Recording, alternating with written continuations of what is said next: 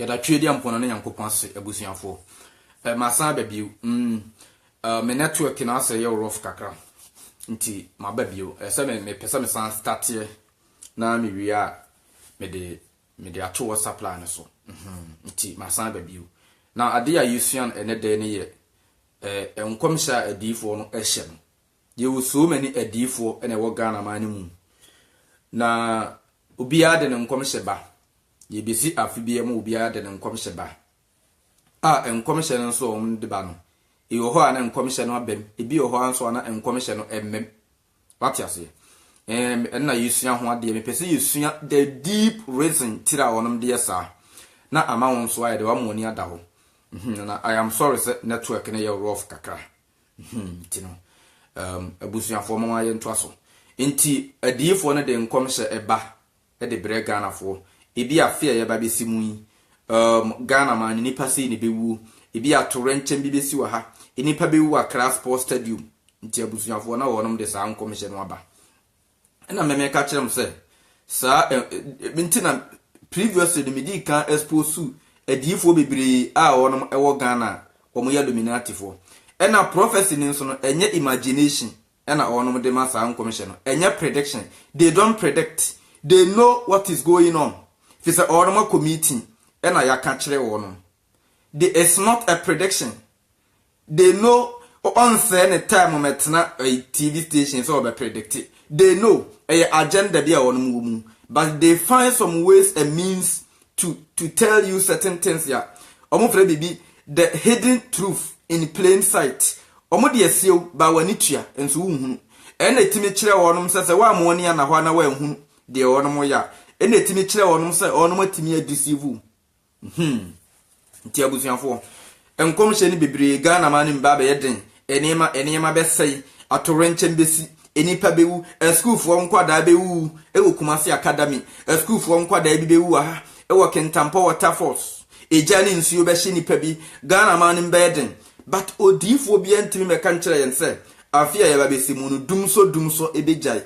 Ebi at this time Nyankopon anase Jesus ya kire no se Ghana man me a teacher for ebejai strike ko omo pay ni be yie enti wono mo nko strike yenti bi sada odifo bi antimi me kan kire se enkremosom so ba bete ama Ghana fo ho ato yenti bi sada odifo bi an kan kire yen se Kristosom eso ba bete ama Ghana fo atimi asevu sika omodema asofo di as tight no ama Ghana fo ho atom ye hunu bi sada na eno na me true challenge say osofo chira bosom no akosi ewu ano obi nim no owusu bempa no mu Ghana kire nse sofo chira bosom kwa do ndi onu so chiri bosom kokokokokoko sa nkrofo nyina se ya mamere ne ye papa no musom abosom na wonom de onu sum Yehowa ni Jehovah wicked God.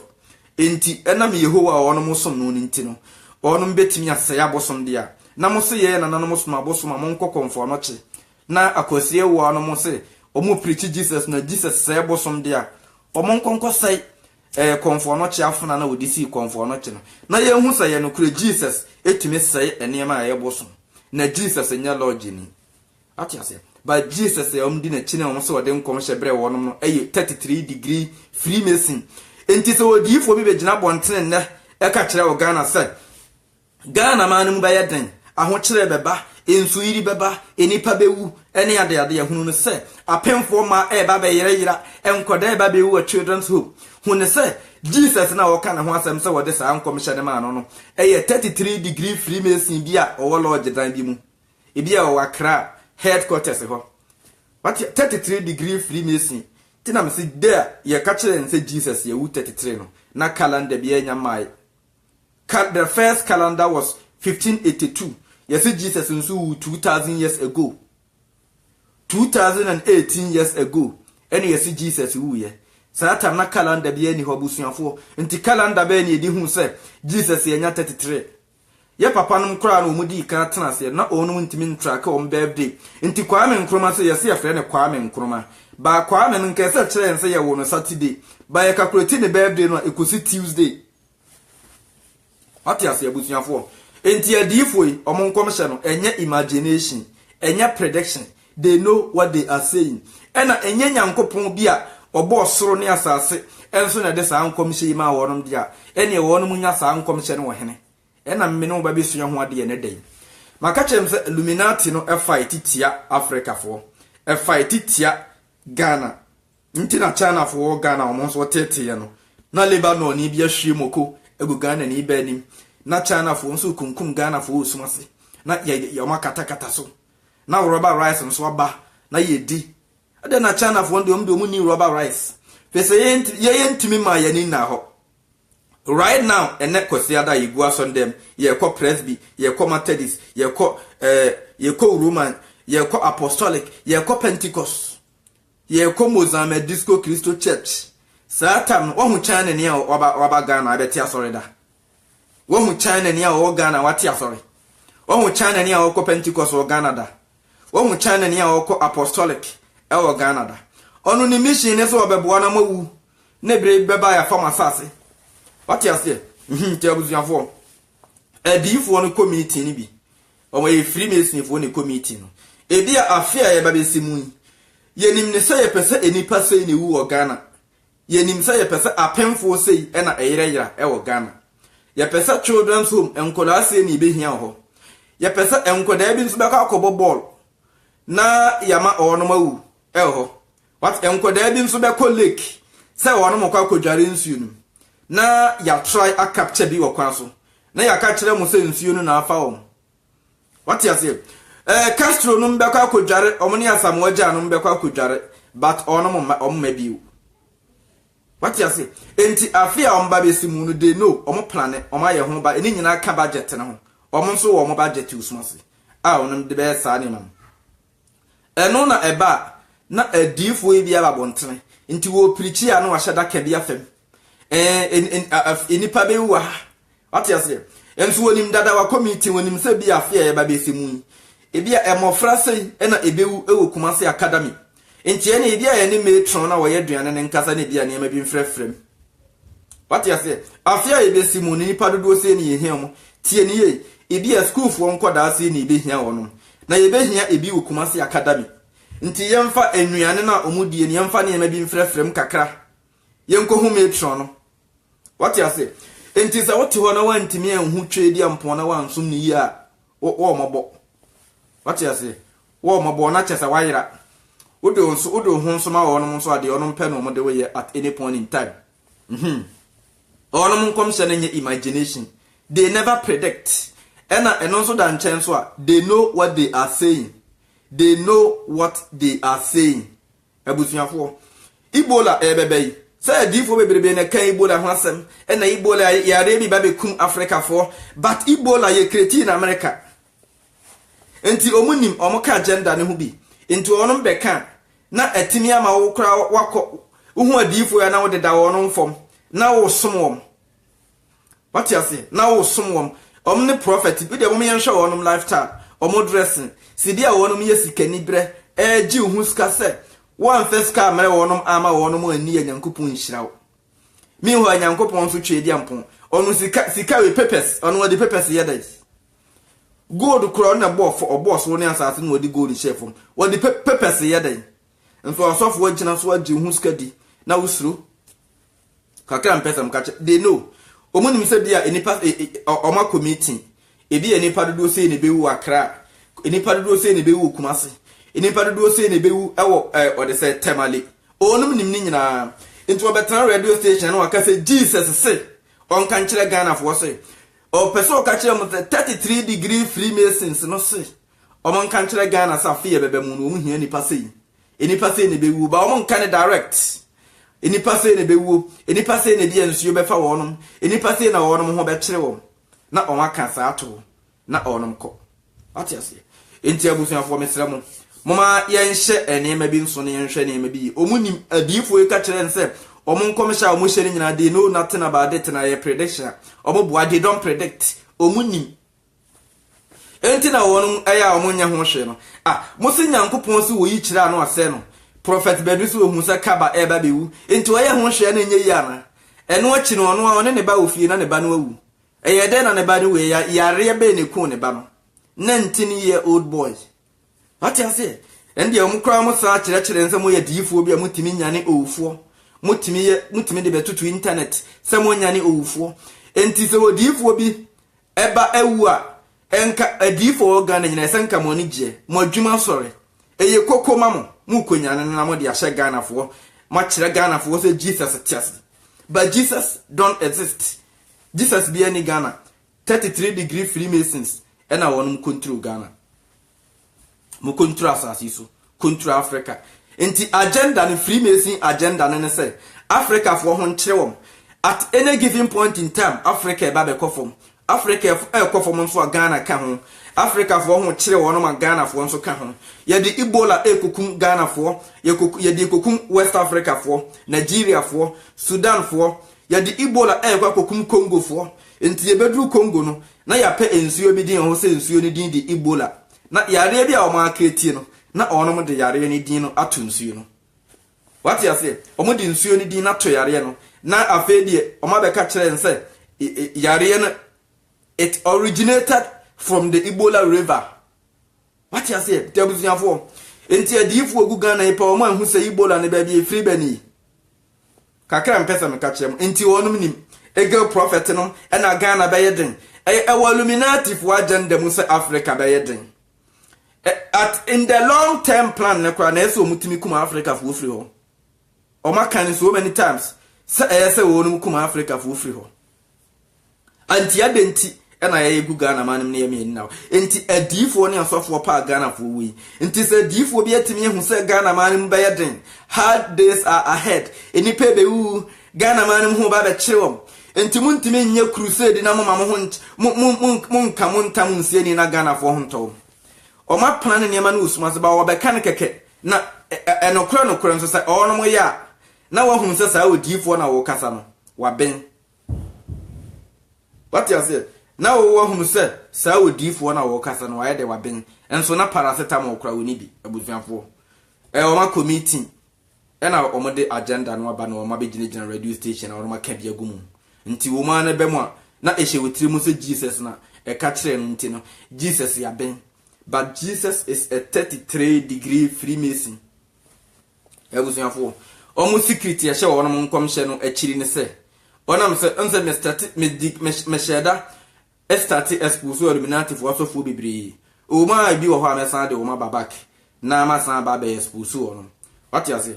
Onom eco meeting omo ko Illuminati meeting bi nti agenda be ba na wo ma be kan bi abontre na ama wo hu se bi anyankopon na de ba ayante Ghana no omokofa Sudi kogu nsuo mu kofodua e be ka kire nse eye Jesus e na amen nsuo na dane moja opese o kire o se 33-degree Freemasons e na onoma commande ama omonso wadi saa ade na chi ama nsuo dane moja kofodua enye nyankopon bi a wo soro e na asoma ne ba se ne ba no e ma nsuo me dane moja na nyankopon ma nsuo dane moja no wo se bia no ma na asese se nyankopon pa ma nsuo dane moja wo se enya ne dan e wo Ghana ho 33-degree Freemasons and I almost use master no more planning yes ye designing on it. What you say? Jabusiafo. Mr. Na Omaka, I feel about some media radio presenter Bibewu, and the NGB I know what to say a news channel for Nibibewu, no one was a dear allergic beturu ewu, and the OD for an commission wabem, but I can't on my agenda and that. What yes a car agenda and home. Na ma beti na tenase na nti no wa frew ansa me commission na bemu o she so ma se ka hu bi afia ye be semu ide presenters yi bewu news presenters yi bewu obeti yes allergy beturu ewu na chese wo de abehye otirim se odifo ne commission bi abemti wa ben patias abusuafo mama yenhwe odifo yi laughter na yenhwe enwene hu se trade yampona na nyankopon bi na afre wo no ma eno your first point eno da nche omo nsem omo kan nyina na me ka kire wo se they don't predict omo committee into omo nim sibia ne emeko what you say omo nim sibia ne ekro nti abusuafo ayese okwakoye nso hwe bi na wa nko class na wadamfo bi akọ class na teacher ni na ka kire ne se exams ya mokwakoye questions si ne beba nti wadamfo no be hyiawo na okabi kiro se teacher ni ese exams no it may be say questions say ni betimi aba exams ni mu a when young formation or call class by one co. And our day mao. But and I'm said ya down for 1% exams no more queen, idea will be tino nintino. It be a ucha higher mark, I'll be tino. Into one can straight, it may be said ya we say baba exams in him. What you saying, Jebus for Miss Remo? Mama ye nyina ya mayani e na okaka mpesa nti Illuminati agenda na say Africa e ba be kofo. Africa will continually go down and remain in a third world status. Nti adifo yim commission nyina Africa e ba be yeden ene me ba be say e komo be ba emra emo den e wani mu. Odifo bi antimi nka nkyere say dum so ne ba be jai. Nti mu obi nka nkyere mo say wa predict on predict they know. Agenda omunim enipa omutie mi omoye smart nyina nso nim se mi asema meka ye no krutrudu oye omaka hu bi omunim sa Africa na ye den nti ye se ombeka ye be hia nipa se dia gbafo de sa afi ebi be free ha radio presenters TV presenters ye be hia teacher fo se ebi akwaafo bi be o madwen se ono mo nkwa akotodom wo bi a temale na bi a ono bass no omaka konya accident nti o ko ekwan so na omafre articulator driver na se hia wono mo ha na obi a omaduru ha ati ase ebi a omo be kosunwan nti omo kwa kotonom ye be hia ba omo de omugu bus nti omo doso nti ya fra articulator driver na se omfa articulator track e me hia wono mo be chem nkwanta ye nim de ekoso ye nai fi se trade ampona na nyankopon papa bi a obo soro ne asase ti ase Enti asorefo bi committee na omoka akonya accident. Enti asorefo no penti Jesus enti ni enya nkyere wonom se omoka akofa sa ewuo ya nim. Jesus enti ni enya nkyere Jesus eyi kyere osu bempa no. Jesus ebe ya kyere kumchacha no. Enso wohwe kumchacha no life kura wo tene, wo botene ne abrabo chew. Nti abusuafo na kyese nyankopon be na wo yi ne ma kyere enkwasiafo yi. I want to mean you been to wa wutie me a we nyansafo na chese nyame be no o ma ye meeting usumase o munim de ekro na o no ma be ka dia kyerɛ wo hu ana wo usuro na o ma control wadwen na wo di akyi no ma gye hu skadi ene de me say o no mon commission nyina e agenda o num nim de ekɔ it's not a prediction enti wo hu ama na nya nwanwa o tese o mbeka se bia afia be yebesim bia enipa be wo Kumasi Sports Stadium enkwahwe ball wo hobiem omo ne police fo be ye wa no mo kum nipa ho wote so omo si nipa be wa Crown Sports Stadium okwahwe ball ho enkobie tena ofie ko pedame bi to ko pedame na to dame enkwahwe ball bia ma omo nkokun ho what you say wote so wo school mo no omo ka say school fo nkola bi ba be wo bi Kumasi e bi omo be wo school e mu omo be wo bi ha wo ba ho ayi be free school nim omo na kun wo no what ya me se o ma bia me amete nka mawu omo honhom na omo ka ne honhom bia ni omo mu they have nothing you omo ni me na da what ya say afia ye be simu inde Am Roberts ebe dos wa Ghana nkomhyefo ni bi no Am Roberts nti nyankopon esoma Am Roberts o me de o Ghana ti sa nyankopon de ono mpa bibi papa bia ma Ghana fo da o mpa bibi papa bia ma Africa fo da. But a meeting, on committee. What you say? On committee. Into one names be a near macro. Now Avram yes teaching, but one son will Illuminati and 20 men can't say a deep one committee, a whole woman has information free. Into Avram Becca said deep one they predict. Omon predicted. Committee to moon diacro. Until they view Omokana Ben. Now I can say, o deep one waben. Committee. Nti ensem we memi biemu na akere details omu committee nti ho munya information free na won ma be ka kire wabontene se ebebem nti ema Abraham no me ka kire se ya predict enye prediction nti no adifo ni nyina ntimi nhye nkom papa bia emfa Ghana fo ho da no omu ntimi nka asem papa bia e be kire Ghana wore eda no omu nse Freemason agenda ne se Ghana fo nkofom ya man panyimfo nyina sevu ewo enkrofo amanso adentina nka obi te Ghana na waye ohene o Ghana na o save o London o save o Britain o te Ghana nso ne sika da Britain adenti Ghana for no bank for no one trust one mana one trust Ghana commercial bank one trust Bank of Ghana one trust ABB adentina otegana na nisika eda bank wa bruchiri enti asem bi se na wantimi ankwa bruchiri a nisika na ye ho ade a enti eda Ghana kwa na asem bi se a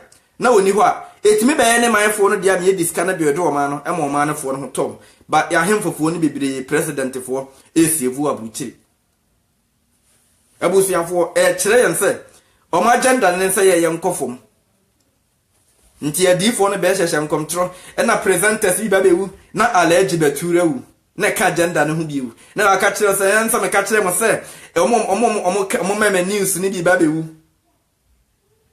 abusiafo omo meme ni na ho kakra me mpesa me ka kire mo eneda ye no nti mi se wo ya presenter na aka ho ne se wu a me kabade yi kwa na me sheda be kan ye kabade na me sheda be kan ye bi se omo dewi omo si dramatizing na emehi what you say ntime wo ya presenter wo ka ho na wu a me mfa me ho mu ye nyansa sem bia magana fo de yitimi se twedi ampon se urade hu ye mobo na yatamfo na ye nipa so me sika na ho me de me kwa me ade me hu se niam se ni ne wo ya magana fo ntime de me nkwada adwen ne se o ma matia se de me sere so hu ne mobo ma ya nka ye nso ye ma ne ye ho betoye Pati ase na wo abusuafo mo ma ye ni na ho adifo enyina nyankopon mfre obi a na de wi omusi ko gina so nda mo tie mu kura no omu ntimi ni nya enya saa ne ni twedi ampon kasa enya saa ne ni twedi ampon kasa ko tie mu saa timi difo bi ko odifo bi ko akobọ mpa ya na okuta face towel just wo ko tie mu saa ma ne hu nyina tim fifiri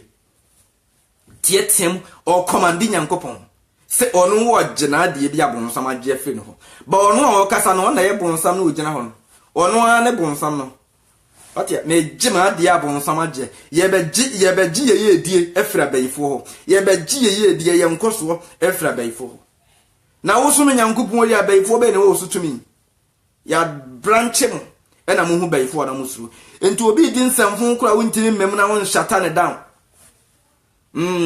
ono mon commission no they know omunim de ekro omu committee ono mu committee intira omon predict enya prediction ono committee mihu minua Avram eye se teaching isa adifo no predict fi so ono wo ka hu 20 min ma deep secret ni se ono mu committee na ho na ono mu nya some information ni free what ya fi so mistake ko ekoka sa asem no ho a wo mbeko no adifo no committee e wo illuminati ni da be na wati se gay ho asem ba ya Avram e kasa tia gay for da untimi nka bi fi so ka hu bi nto ko ye gay sam wo mbeko no what ya say yet hana na prempe advertise gay on sa Avram no ntimi anka o mu nyina nso nim se gay ye hu mire kira won ye gay da me de o preach se Jesus ye ntro ani me support o ka kire me se nkramofo ye ntro ani me support da be no wati sa Avram o ka kire nsa Illuminati fo ha yenda o defend wom nti abusuafo mesrew mama ye nyina ye ma ye ni na ho kakra am de mpesa m ka kire m na de ye no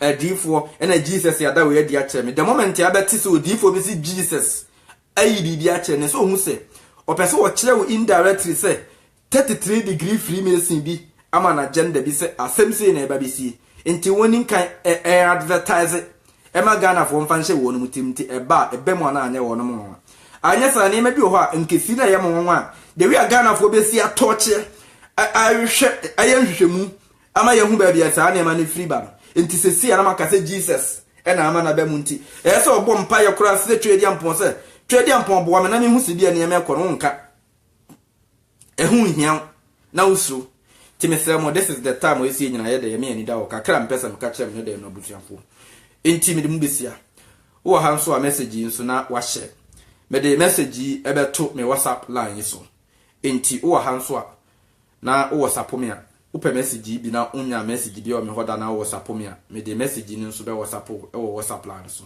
me number no e plus 1619 874 6444 nti adifo e committee na omode niam a de ba be Ghana fo no mbeka ti difo bi anti me kan kire sa afia yi besemu no dumso bejai afia ye ba besemu e bia aflawo fo no rice ne be doso nti Ghana fo be nya rice ne bia di odifo bia me kan kire nse afi bi ba Ghana ma no dumso teacher fo bejai strike ko employment ebeba ye hu fo odifo bia professor employment ebe doso Ghana odifo bia nkan sa asem no what you say ba afia ba besimu enipa ho be kire no ohia beba nti da bɛn na nyankopɔn no bɛyi akyerɛ odiifo bi wɔ Ghana sɛ afidi yɛ ba bɛsi mu no Ghana fo yɛ ho bɛtɔ yɛn ntimi nka ti abusuafo me de mesrɛ mu me dɔ Ghana ni bia but nneɛma bi na ama yɛn ho ntɔe nti na this time me bie hɔ no ma kyerɛ Ghana fo no na on so ka ho bia wa yɛ hwɛ yie kakra me de mpɛsɛ me ka kyerɛ mu ne de yɛn nso enti na nyankopɔn twie di ampon tuturubu nso na nyankopɔn ona si ade nyina yo ɔbɔ so na ɔde asase sɛ fɔma yɛn sekete ɔba atampa no onhyira onye okese ɔmo ho ban onye abusuafo nyina